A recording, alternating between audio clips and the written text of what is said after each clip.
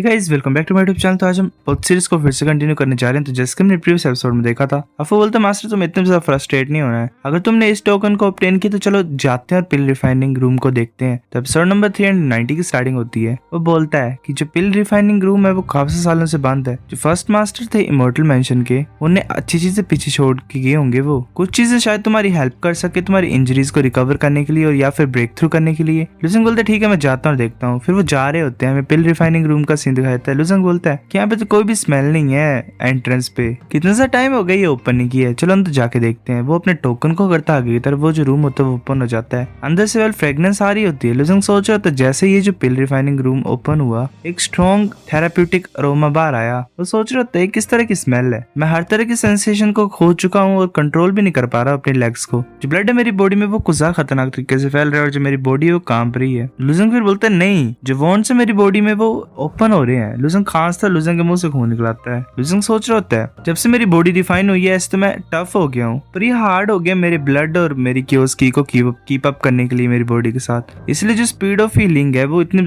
Fast नहीं जैसे होती थी। मतलब इसका जो ब्लड है वो और प्रीमेडियल क्योस है वो बॉडी के नीड के अकॉर्डिंगली कम है शायद। जो कोगुलेशन है डार्क गोल्डन ब्लड की, वही रीजन जिसकी वजह से मैं रिकवर नहीं कर पा रहा हूँ पूरी तरह से। मैंने एक्सपेक्ट नहीं किया था कि मैं से यहाँ पे खांस के बाहर निकाल दूंगा। मतलब वो जो था प्रॉब्लम वो यहाँ पे खांस के बाहर निकाल देता है। वो सोच रहा होता है कि जो वॉन्ट्स है वो हील हो रहे हैं फास्टर तरीके से। जो क्रेजी और टर्बुलेंट ब्लड एनर्जी थी वो भी शांत हो गई। अफो बोलता है कि जो फ्रेग्रेंस है डिवाइन ब्लड पिल की वो कुछ ज्यादा इंपॉर्टेंट है। लुजंग बोलता है डिवाइन ब्लड पिल क्या वो अंदर से मतलब उससे आ रही है फोग। अफो बोलता है कि अंदर जा तुम्हें पता लग जाएगा, वो प्रीवियस मास्टर ने पीछे छोड़ी है। लुजंग बोलता है अच्छा। लुजंग अंदर मूव कर रहा होता है। वो सोच रहा होता है जो फ्रेग्रेंस है मेडिसिन की ऐसा लग रहा है वो फेड होती जा रही है। लुजंग अंदर एंटर कर जाता है और यहाँ वह देख रहा होता है। लुजंग सोच रहा होता है जो फ्रेग्रेंस है मेडिसिन की वो डिसअपियर हो गई है और जो मेरा माउथ है उसमें ऐसा लग रहा है कि बिटर सा टेस्ट है, कड़वा सा। जो फोग है वो कुछ ज्यादा ही थिक हो गई और हैवी हो गई है। ऐसा लग रहा है कि मैं पानी से सराउंडेड हूँ, घिरा हुआ हूँ। ऐसी मेरे को पावर भी फील हुई जो मेरे को पीछे की तरफ पुश कर रही थी। मैं तो कुछ भी नहीं देख पा रहा हूँ इस फोग के अंदर। चलो मैं अपने डिवाइन सेंस को स्प्रेड करता हूँ और देखता हूँ यहाँ पे है क्या। एक फेस टाइप लुजंग के सामने आ जाता है। लुजंग सोच रहा होता है कि ये तो एक पिल ने फेस ले लिया ह्यूमन का। वो लुजंग की तरफ अटैक करने लगा होता है। लुजंग उसे डिस्ट्रॉय कर देता है। लुजंग सोच रहा होता है अच्छी बात है कि ये चीज फेयर्स तो है, मतलब डरावनी तो है,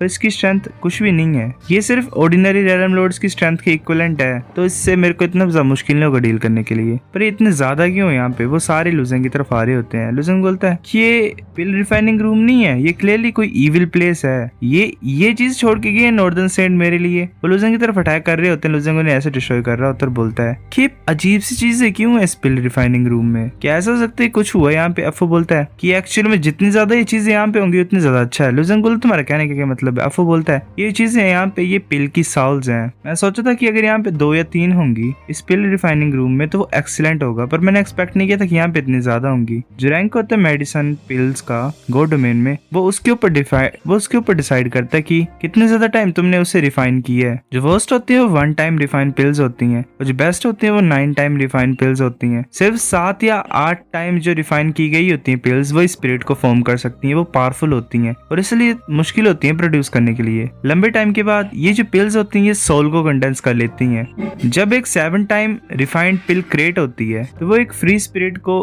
पा लेती है। जो स्पिरिट होती है और वो धीरे धीरे टाइम के साथ पास होता है तो वो स्ट्रॉन्गर बनती जाती है और उसके बाद एक सोल पैदा होती है वो स्पिरिट से। जो पिल की सोल्स की शेप होती है वो थोड़ी सी अजीब सी होती है। एसएस पिल का फेस मतलब इंसान की तरह है, पर तुम्हें इसके बारे में चिंता नहीं करनी है, ये ऐसा ही है। लुजंग लास्ट वाली को डिस्ट्रॉय कर देता है और बोलता है क्या ये 7 टाइम्स रिफाइंड पिल्स हैं और ये इतनी अच्छी होती हैं? मैं यूजुअली पिल्स को यूज नहीं करता था, डिफाइन करने को तो छोड़ ही दो, तो मुझे ज्यादा नहीं पता है। अफो बोलता है हंसते हुए ये जो पिल रिफाइनिंग कोल्डन है वो ऑलरेडी तुम्हारे सामने है, तुम्हें पता लग जाएगा उसकी इफेक्टिवनेस का। लुजंग ऐसे मूव कर रहा होता है, तभी जो स्मोक होती है वो हट जाती है। लुजंग सब कुछ क्लियरली देख पा रहा होता है। लुजंग बोलता है कि अब मैं देख तो पा रहा हूँ ये कुछ ज्यादा बड़ा है, कुछ ज्यादा अच्छी चीजें होंगी ना इनमें। लुजंग फिर आगे की तरफ देखता है जो कोल्डन होता है वो शेक हो रहा होता है। लुजंग हैरान हो जाता है और सोच रहा होता है कि ये जो रिफाइनिंग कोल्डन है बीच में ऐसा लग रहा है जंप करने की कोशिश कर रहा है, इसके अंदर है क्या मैं ओपन कर सकता हूँ? लुजंग हाथ आगे की तरफ करता तभी अफू से रोक लेता और बोलता है कि तुम्हें इस लिड को ओपन नहीं करना है। लुजंग बोलता है क्यों नहीं करना ओपन? अफू बोलता है कि जितने भी यहाँ पे 7 टाइम्स रिफाइंड पिल्स हैं वो इसी कोल्डन के अंदर से रिफाइन की गई हैं। ये 7 टाइम रिफाइंड पिल्स जो है इसको मेडिसिनल कोल्डन ने बांध के रखा हुआ है चाहे इनके पास सोल्स भी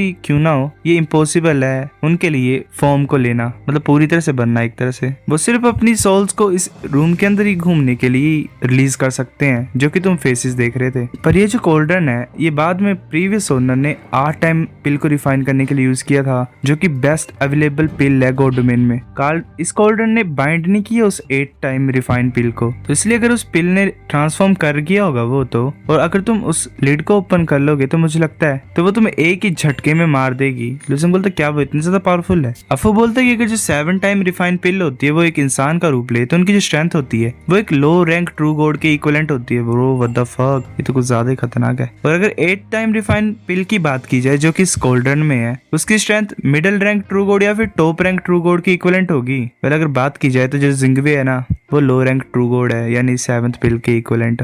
वाओ। लुसन हैरानी से देख रहा होता है कोल्डन की तरफ, फिर बोलता है कि जैसे कि तुमने बोला ये जो पिल्स हैं ट्रू गॉड के कंपैरिजन में होते हैं, अब मुझे मत बोलना कि ये भी डिवाइन स्पार्क को कंडेंस कर सकती हैं। अब बोलो तुम सही बोल रहे हो, ये डेफिनेटली डिवाइन स्पार्क को कंडेंस कर सकती हैं। इनके पास नेचुरल एडवांटेज होता है उस चीज में, जब ये इंसानी फॉर्म लेती हैं तो जो पिल्स होती हैं वो लिविंग बीइंग्स ही बन जाती हैं और वो डिवाइन डार्क को भी कल्टीवेट कर सकती हैं। ऊपर से बात है कि जितनी भी लिविंग थिंग्स है डिवाइन लैंड में उनके पास सोल्स होती हैं। माउंटेन, स्टोन्स, ऐसे ट्रू गॉड्स भी है जो कि टूटी स्वॉर्ड से ट्रांसफॉर्म हुए हैं। लुसन बोलता अच्छा ऐसी बात है, ये हैरानी की बात नहीं कि जो स्वॉर्ड थी डुग्गू के पास उसके पास सोल है। अफू मैं देखना चाहता हूँ 7 टाइम रिफाइंड पिल्स को और उनके इफेक्ट्स क्या पिल के। अफू बोल रहा था कोल्ड जेड हेवनली इल्यूजरी पिल, इसे स्नो इम्प्रिंट डिवाइन डार्क को कल्टीवेट करने के लिए यूज किया जाता है। ये प्रोफाउंड आइस डिवाइन स्पार्क को ग्रेटली नरिश करता है। फिर वो नेक्स्ट बोलते हैं कि लाइफ कंफ्यूजिंग पिल है, ये डाउट्स को रिमूव करने के लिए एक्सीलेंट है, मतलब कुछ प्रॉब्लम हो दिमाग में, कुछ भाई डाउट्स वगैरह हो। फिर नेक्स्ट वो बोलता है कि purple core barrier breaking pill, ये डिवाइन स्पार्क बैरियर को तोड़ सकता है। फिर next immortal grass virtual soul pill, ये साउल कल्टीवेशन के लिए अच्छा होता है। लुजंग बोलता है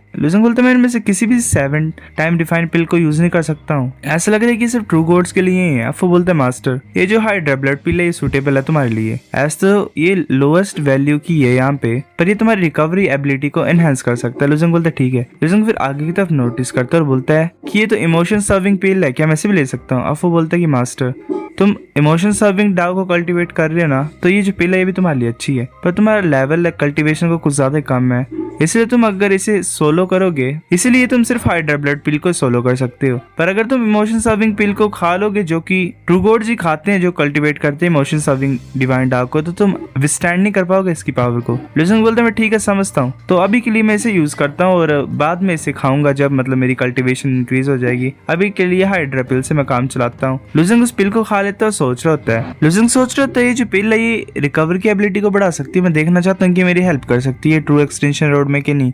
लुजंग खाता है उसे तो उसका जो हार्ट होता है वो कुछ ज्यादा ही वाइब्रेट करता है, फिर पंप करता है जोर से। लुजंग सोच रहा होता है जो हाइड्रा ब्लड पिल थी ये तो कुछ ज्यादा पावरफुल है, एक अजीब सी पावर मेरी बॉडी में एंटर कर रही है, ये मेरे ब्लड में क्रेजी तरीके से फैल रही है बहुत हाई स्पीड पे। जो मेरा हार्ट है वो 1000 टाइम फास्टर है पहले से। लुजंग का जो डेंट होता है वो थोड़ा सा ठीक होने लग पड़ता है। लुजंग सोच रहा होता है अब मेरी जो क्योस की और ब्लड है वो भी स्ट्रोंगर बन गया है, और जो मेरी रीजनरेशन है बॉडी की वो भी शायद और आधे घंटे के बाद जो मेरी बॉडी है पूरी तरह से ठीक हो जाएगी। फिर बोलता है अफू चलो ट्रू एक्सटेंशन रोड पे जाते हैं। लुजंग ऐसे पहुंच जाता है वहां पे और आगे की तरफ देख रहा होता है, आगे एक और होता है सेंट। लुजंग सोच रहा होता है कि अफू ने बोला है कि जो एंशिएंट एनलाइटेंड वंस होते हैं उन्हें एंशिएंट हेवनली वेंटेट्स भी बोला जाता है। ऐसे उनके पास कोई भी हेवनली डेस्टिनी नहीं होती है, मतलब उस टाइम पे थी ही नहीं, पर उन्होंने डाउ टैबलेट से कॉम्प्रिहेंड की है पावर्स को।